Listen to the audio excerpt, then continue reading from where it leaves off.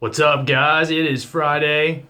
I hope in the name of the living God and his living son, Jesus, that you guys are having an awesome Friday and that you're going to be sober and sound minded and not like everybody else that's a hipster millennial that has a big long beard and a mustache and they watch the Sam Adams commercial and all of a sudden, there's some beer expert.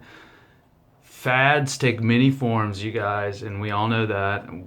I went through my fads. I went through that punk rock phase in middle school, and I was like studded belt and stuff, and Blink 182 shirt, and like, yeah, man, anarchy, and just I was just doing it because everybody else was doing it, and that's all they're doing these days. But you know what I love is the Lord God and the Father. They created me to let's put it this way, when everyone else is doing it, it's not cool anymore. And it's like that. Like as we're waking up in the latter moments of the fall of the Western civilization because of all this excessive hedonism and it's unrefined, and they just keep going and going and going and just more wine, more beer, more nightclub, more nightlife, more sexual partners, spread STDs, and also demons, spirits. These things, not only in the physical realm can they be seeded and give offspring, which is really disturbing once you start waking up to this stuff, like in the Testament of Solomon and all this other, it's in the gospel too, Genesis 3:15, but also in the spiritual realm, demons they spread and multiply. And Revelation talks about New Babylon being a demon's haunt, or festering with demons. They come to, like cockroaches, just nest. But yeah, so there's the little weekend rant to take with you and just meditate on and pause and think about that. Okay, so today we're going to talk about fear the Lord God.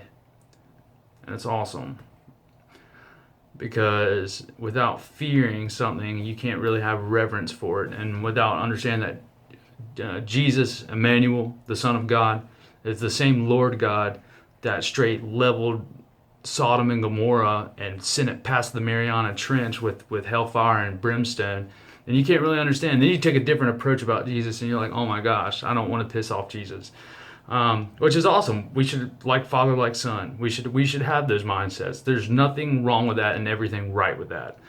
Isaiah 8:13. So this is the Amplified Bible. The Lord God of hosts, regard him as holy and honor his holy name by regarding him as your only hope of safety, and let him be your fear, and let him be your dread, lest you offend him by your fear of man and distrust of him.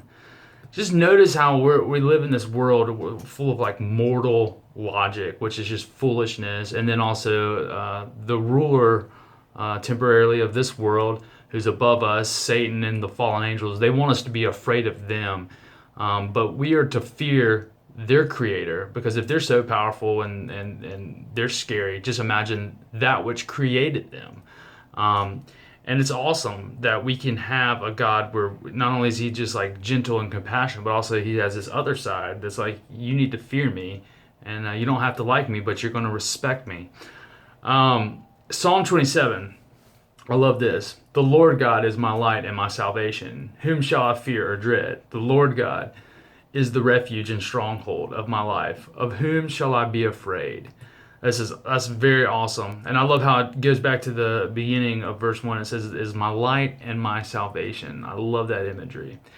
Finally, the awesome Luke 12:4-7. Fear the living God. And I say to you, my friends, don't fear those who kill the body and after that can do nothing more. But I will show you the one to fear. Fear him who has the authority to throw people into hell, or Gehenna, after death. Yes, I say to you, this is the one to fear. Aren't 5 sparrows sold for 2 pennies? Yet not one of them is forgotten in the living God's sight. Indeed, the hairs of your head are all counted. Don't be afraid. You are worth more than many sparrows. So I love this because he's calling us to have this fear of him.